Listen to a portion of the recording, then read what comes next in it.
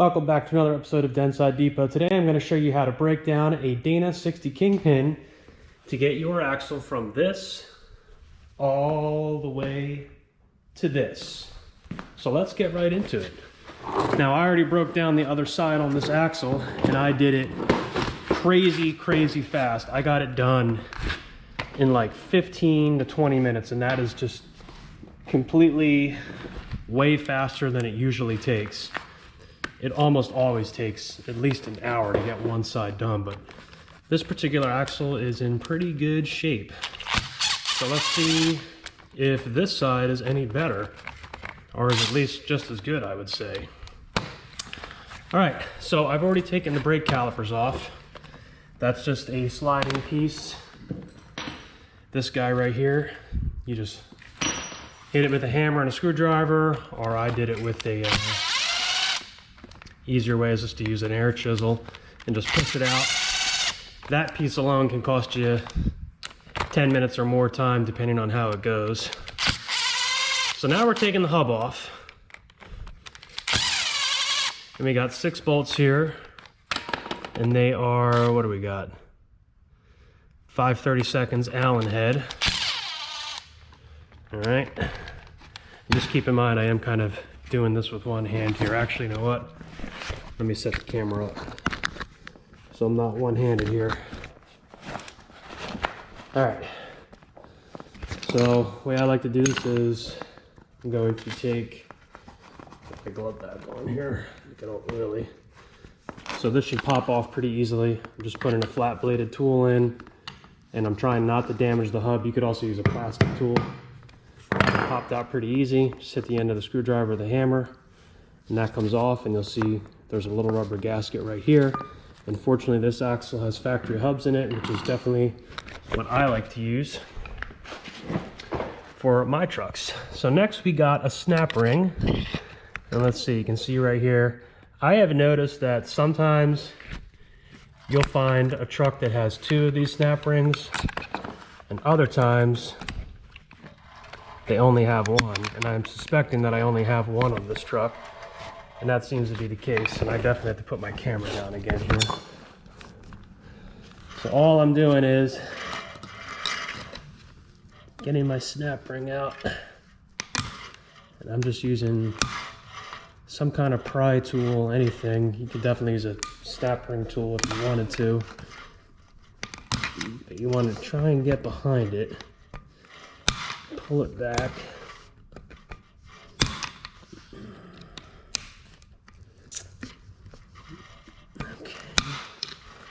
This one is giving me some troubles.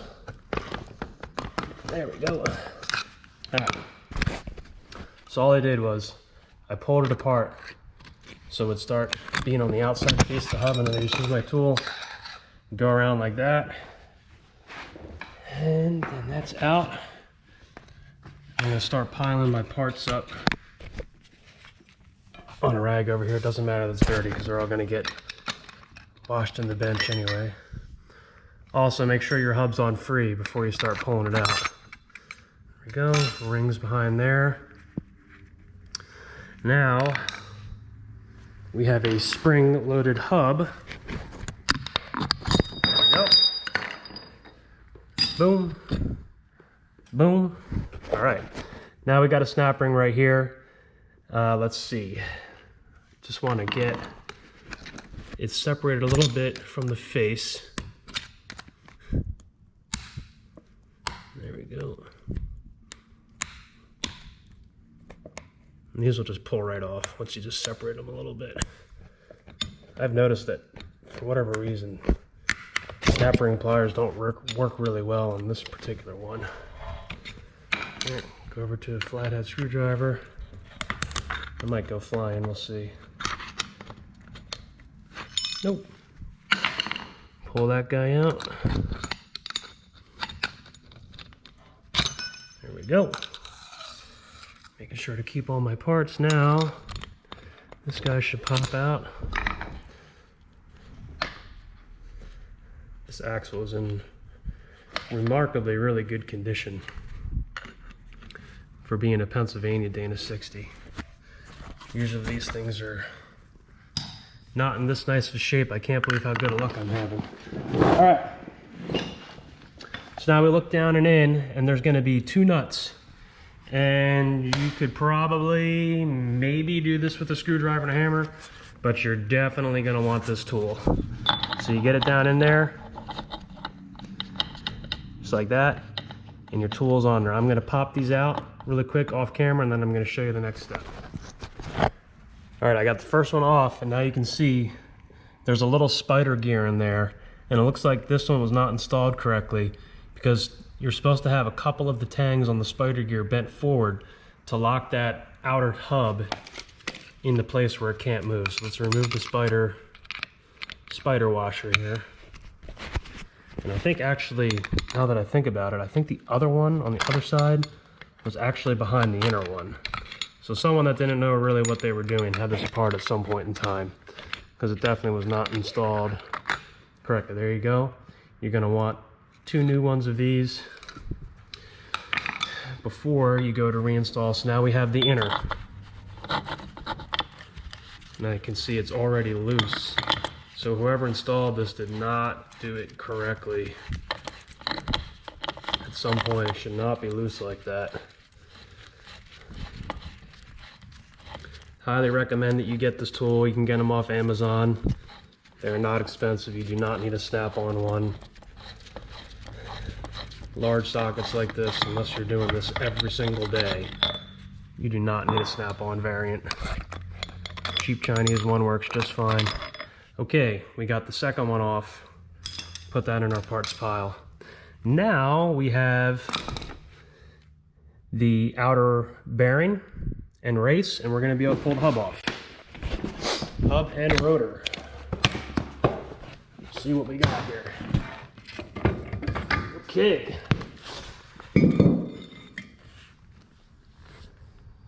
All right. That all looks good. Okay, so next up, we have these 6 bolts right here. And here's what you're gonna wanna do. Mechanic's best friend, hit them all with PB. Now, if yours is really dried out or really rusty, you're gonna wanna let it sit for a while before you even attempt anything.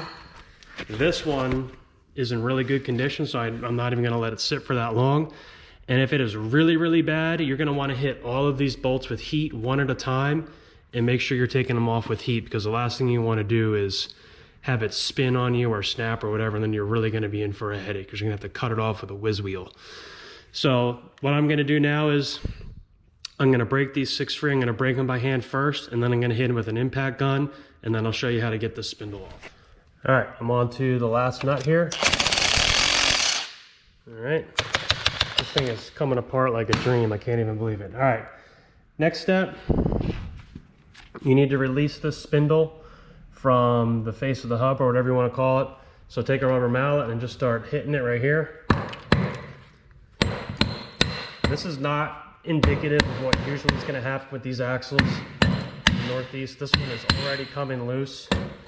Usually you're going to be in it for a fight, and sometimes you're going to have to get a flat bladed tool down here to start the separation process. I am just getting extremely lucky today with this axle. I thought this was going to be an all afternoon ordeal, and it is turning into an easy 1-hour job. All right, next up, backing plate. You do not need to put this backing plate back on. It will slightly change your middle wheel spacing. This axle is getting upgraded to bigger brakes, so I definitely don't need this, but at least in the state of Pennsylvania, you don't need these to pass state inspection, and they're no longer required. And honestly, they're bad because they end up just getting rocks stuck in them anyway, and you just don't really even want them. Unless you want your truck to be factory perfect. All right, let's see how this, oh my goodness.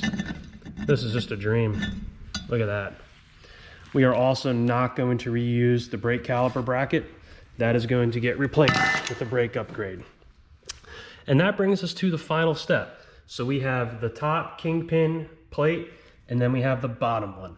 What I'm going to do in this instance is I'm going to just break the top bolts loose just to make sure that I know that they are good. And then we're going to get the bottom plate off. This typically is going to be the worst part of this job. The other side came off just by hand. I have had it take me almost 2 hours to get these plates off before, but this axle's in such great condition, I just can't even believe it. Before we do that though, let's pull our axle out. All right. Go. Trying to do this without crushing my foot. Okay.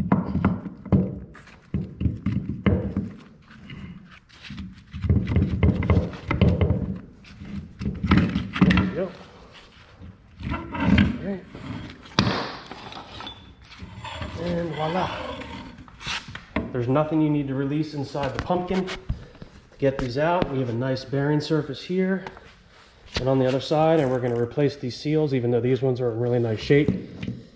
See, our U-joints seem to be good. You can't grease the U-joints on these trucks, but you can pull them apart and grease them. I'm probably not even going to touch these ones. I'm just going to clean it up and hit it with some POR 15 and put new seals on it and call it a day. Set this aside. And now I'm gonna prepare to get the top plate and the bottom plate off, and then we'll come back. Okay, I have my top plate just loosened, so I know the bolts are good. I have had issues in the past with the bolts getting stuck or whatever, especially the driver's side with the studs, but this one is just being a dream here for me today. Now we're pulling the lower cap off. You want to pull the lower cap off first because the top is under tension. And you don't want it bouncing around with it loose because you could damage the Kingpin.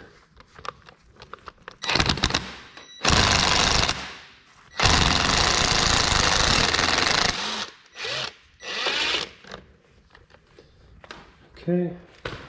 Now let's see if we get lucky times 2. Oh my goodness, I can't even believe this. This is so unusual for this to happen, where both sides come out this easy. If you get on this step and it's taking you an hour to do, it's not you. They can really be that hard or even worse. So what you're gonna wanna do is, if it does not come off easy like this one did, especially with these axles in the Northeast, you're gonna essentially wanna sacrifice this piece.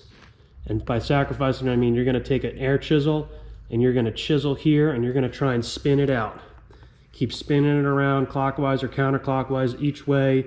You could try and get maybe a little bit of heat down in there. Definitely PB blaster, but typically this isn't gonna happen, but it did for me. So that's really, really awesome. And now we are gonna be able to pull this off. So let's swing around the other side here. And this should come off really easy at this point, and we will be done. There's that one, don't fall on me. Okay, this one.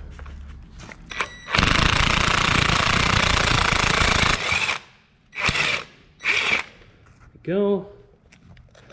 Top plate is out. Our spring is in the top plate. Put my washer back on there so I don't lose it. Okay. Alright. There's our bushing. Big old globber of grease. Now this slides off. And that is it. What an easy day with this axle. I can't even believe it. So at this point, you're going to need to decide what you want to replace. I don't order my parts until I take everything apart, so I know what I got. You can see that this is toast. So actually, it's not that bad. But you're going to want to replace the rubber seal here. This one's really not actually that bad, to be honest. But you got it apart, you're obviously going to replace a cheap little rubber seal. So you replace that rubber seal, and then your lower cap bearing plate, can replace that, update it. Now you can replace the Kingpin itself if you want to, but I can tell you they take about 500 foot-pounds of torque to get off and then to torque back down. So unless you have a really big torque wrench, and like a 5 or 6 foot long breaker bar, you're really not going to get that off. I don't see any reason in replacing them as long as they look nice. This one has literally no pitting on it, so it's a no-brainer. I'm going to keep it the way it is. Probably replace the top cap because it's all rusty. Now all I have to do is just drain the fluid out of it, clean it all up, probably replace the rear pinion seal, and hit it with POR 15, redo everything else, and then in part 2 we're going to put it all back together. We're going to do a big brake upgrade on it with bigger rotors, bigger calipers, aftermarket brackets, and that'll be the next episode with this axle. If you enjoyed this breakdown of my Dana 60 Kingpin, remember to like and subscribe, and we'll see you in the next episode.